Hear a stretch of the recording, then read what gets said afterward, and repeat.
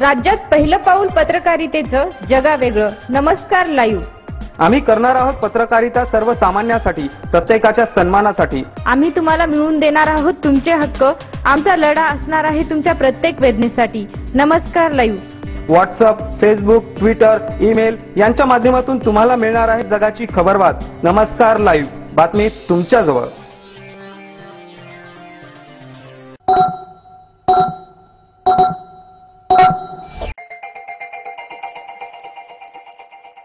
नमस्कार, मी भाग्यश्री पाठक. नमस्कार लाईव्हच्या सकाळच्या बातमीपत्रात आपले स्वागत. सुरुवातीला हेडलाईन. नांदेड स्मार्ट सिटी व्हावी यासाठी देवपाण्यात. अग्निपंख विसावले. लाखोच्या जनसमुदायाच्या उपस्थितीत डॉक्टर कलाम सुपुर्दे खाक. सोन्याचा भाव 20,500 रुपये प्रति 10 ग्राम होण्याची शक्यता. पंजाबमध्ये हल्ला करणारे पाकिस्तानातूनच आले. राजनाथ सिंह. चिटकी घोटाळ्यामुळे सरकारने लोकांचा विश्वास गमावला. धनंजय मुंडे.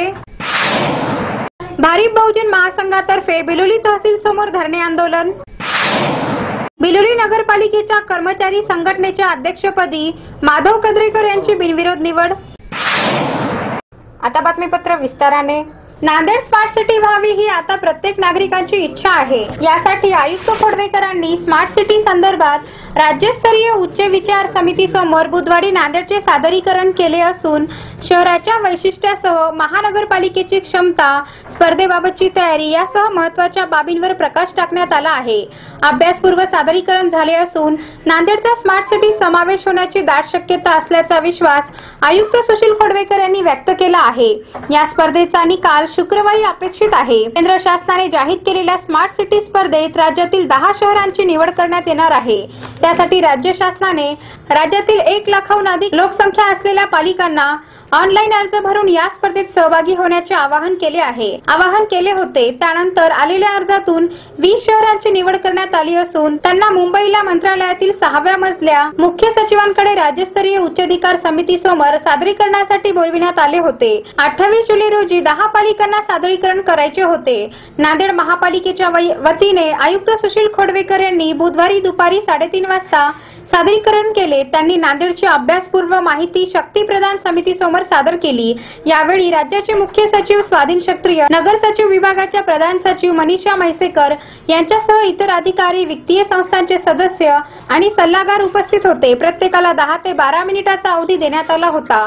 त्यानुसार 10 मिनिटांमध्ये आयुक्तांनी नांदेडचे सादरीकरण केले. नांदेड शहराचे धार्मिक, ऐतिहासिक आणि सांस्कृतिक महत्त्व, जगप्रसिद्ध गुरुद्वारापासून ते सध्या जागतिक पातळीवर तयार होऊ घातलेले स्टेडियम यासह इतर विकास कामांची माहिती देण्यात आली. त्याचबरोबर मागील जवाहरलाल नेहरू नागरी पुनर्निर्माण योजना, बीएससीपी घरकुल योजना व इतर योजनेअंतर्गत झालेल्या विकास कामांची माहिती देण्यात आली. सध्याची पालिकेची असलेली आर्थिक स्थिती, उत्पन्न, त्याचबरोबर विकास कामासाठी लागणारा निधी उपलब्ध करणे, कर्जाची उपलब्धी तसेच परतफेड आदी संदर्भातील माहिती यावेळी देण्यात आली. तसेच लोकप्रतिनिधी आणि नागरिकांचा सहभाग याबाबतही माहिती देण्यात आली. यामुळे आता नांदेडकरांच्या अपेक्षा उंचावल्या आहेत. नांदेड स्मार्ट सिटी व्हावी यासाठी देवही पाण्यात ठेवण्यात आले आहेत.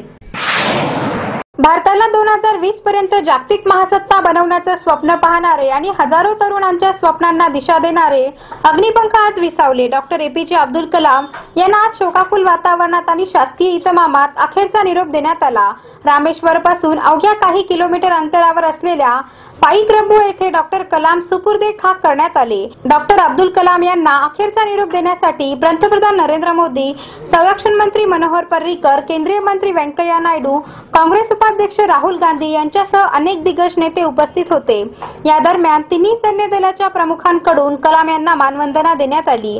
आपल्या लाडक्या राष्ट्रपतीचं अखेरचे दर्शन घेण्यासाठी लाखोंचा जनसमुदाय पाईक्रब्बू येथे लोटला होता. मदुराई ते रामेश्वर पर्यंतच्या रस्त्यावर डॉक्टर कलाम यांचे पोस्टर्स लावण्यात आले होते. IIM शिलाँगमध्ये लेक्चर देताना 84 वर्षीय डॉक्टर अब्दुल कलाम यांना हृदयविकाराचा झटका आला. त्यानंतर त्यांना जवळच्या रुग्णालयात दाखल करण्यात आलं होतं. मात्र त्यांना वाचवण्यात डॉक्टरांना यश आलं नाही.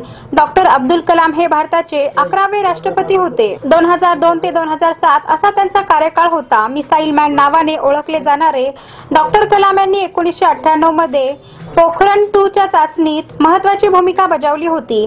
त्यांना 1997 मध्ये भारतरत्न या देशाचा सर्वोच्च नागरी पुरस्काराने सन्मानित करण्यात आलं होतं. कलाम यांना 1981 मध्ये पद्मभूषण आणि 1990 मध्ये पद्मविभूषण ही प्रदान करण्यात आलं आहे. कलाम यांनी एकूण 17 पुस्तकं लिहिली आहेत आणि त्यांच्या जीवनावर 6 आत्मचरित्रही लिहिण्यात आली होती. डॉक्टर APJ अब्दुल कलाम यांना 40 विद्यापीठांच्या मानद डॉक्टरेट पदवीने गौरविण्यात आलं होतं. 2005 मध्ये डॉक्टर कलाम यांनी स्वित्झर्लंड दौरा केला होता. आता तो दिवस तिथे विज्ञान दिवस म्हणून साजरा करण्यात येतो. आंतरराष्ट्रीय आणि देशांतर्गत बाजारात सोन्याचे भाव उतरण्याचा सिलसिला चालूच असून या वर्षाअखेर USA फेडरल रिझर्व्हने व्याजदरात वाढ केली तर देशात सोन्याचा दर 20,500 प्रति 10 ग्राम इतका होण्याची शक्यता आहे. इंडिया रेटिंग्स कडून हा अंदाज वर्तविण्यात आला आहे.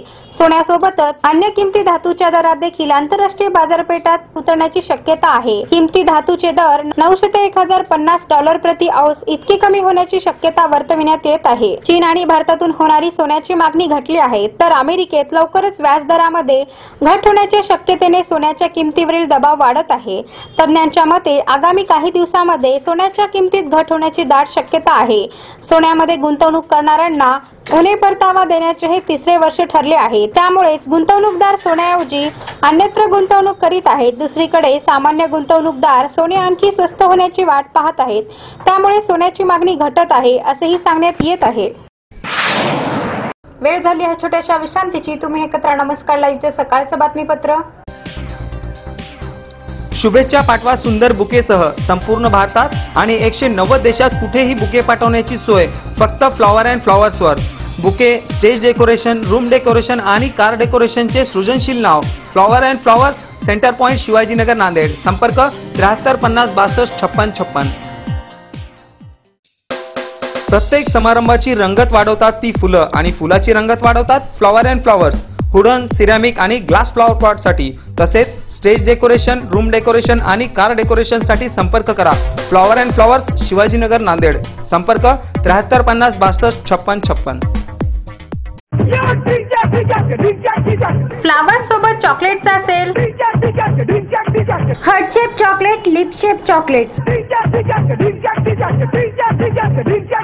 Happy birthday chocolate, anniversary chocolate, I love you chocolate, डिंचाक डिचाक, डिंचाक डिचाक. विविध शेपचे गिफ्ट पॅकिंग मध्ये चॉकलेट, खाण्यासाठी पोटलीचे चॉकलेट, डिंचाक डिचाक, डिंचाक डिचाक.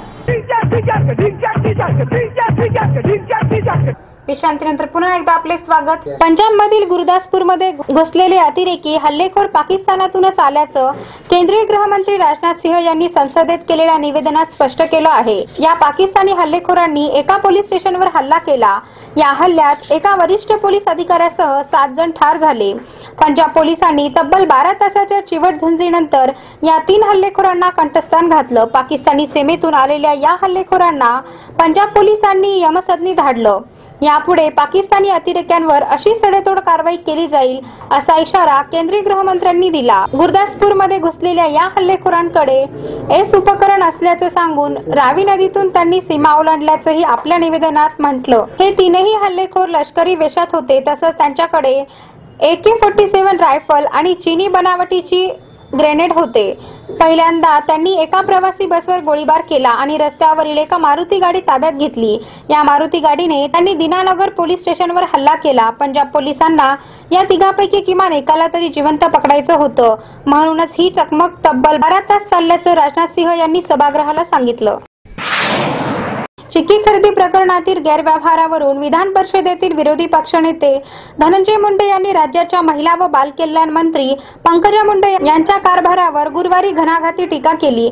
चिक्की, आयुर्वेदिक बिस्किटे, वॉटर प्युरिफायर, चटया, ताटे यांच्या खरेदीमध्ये मोठा गैरकारभार असून यामध्ये मोठा भ्रष्टाचार झाला असल्याचा आरोप धनंजय मुंडे यांनी विधान परिषदेत केला. अंगणवाड्याकडून चिक्की, बिस्किटे, चटया याची कोणतीही मागणी आलेली नसताना या वस्तू खरेदी करण्याची कंत्राटे का देण्यात आली असा प्रश्न त्यांनी उपस्थित केला. या घोटाळ्यामुळे सरकारने लोकांचा विश्वास गमावला असल्याची टीका त्यांनी केली. कागदपत्रे आणि जुन्या निर्णयाचा दाखला देत धनंजय मुंडे यांनी एक मुद्दा मांडत पंकजा मुंडे यांच्या नेतृत्वाखाली घेण्यात आलेल्या चुकीच्या निर्णयाचा पाडाच वाचला. ते म्हणाले, चिक्की खरेदीसाठी केंद्र सरकारकडून पैसे आले होते, ते खर्च केले नसते तर परत गेले असते. हा राज्य सरकारकडून करण्यात आलेला बचाव फसवा आहे.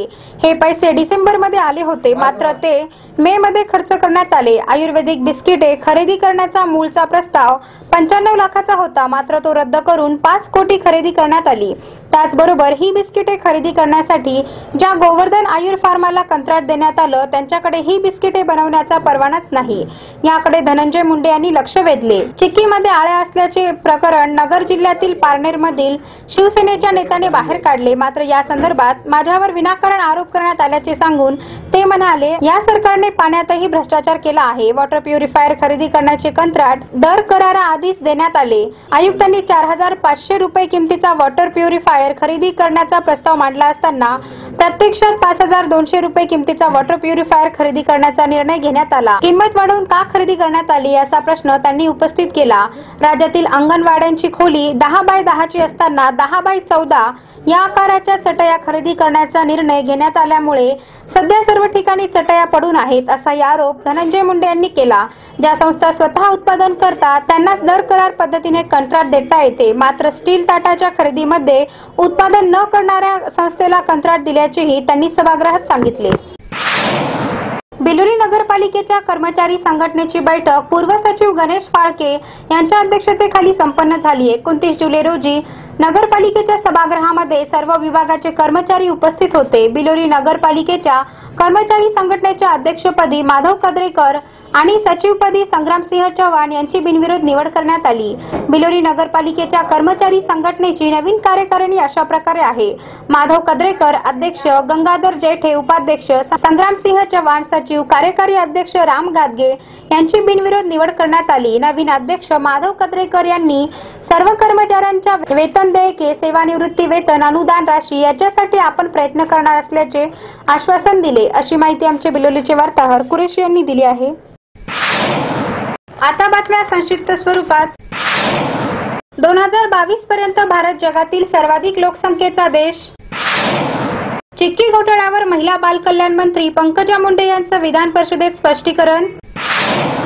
आरोप करत असाल तर आरोपावरील उत्तर ऐकून घेण्याची हिंमत दाखवा, मुख्यमंत्री देवेंद्र फडणवीस यांनी विरोधकांना सुनावले.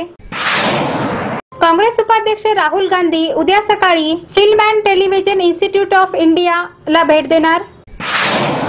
सिकंदराबाद तेलंगण सरकारच्या रेल्वे पोलिसांनी सुमारे 90 मुलांना वाचवलं, 20 अल्पवयीन मुलांचा समावेश. हवामान अंदाज 29°C ते 31°C आहे. उद्या दिनांक 31 जुलै 2015 चे हवामान अंदाज 30°C ते 32°C राहील. अंशतः ढगाळ वातावरण राहील. सुविचार. अनुभव हा उत्तम शिक्षक आहे, पण तो मोबदला मात्र जबर घेतो. वेदिका सरदेश पांडे. नमस्कार लाईव्ह वाचक. शेवटी पुन्हा एकदा हेडलाईन. नांदेड स्मार्ट सिटी व्हावी यासाठी देवपाण्यात. अग्निपंख विसावले. लाखोच्या जनसमुदायाच्या उपस्थितीत डॉक्टर कलाम सुपुर्दे खाक. सोन्याचा भाव 20,500 रुपये प्रति 10 ग्राम होण्याची शक्यता.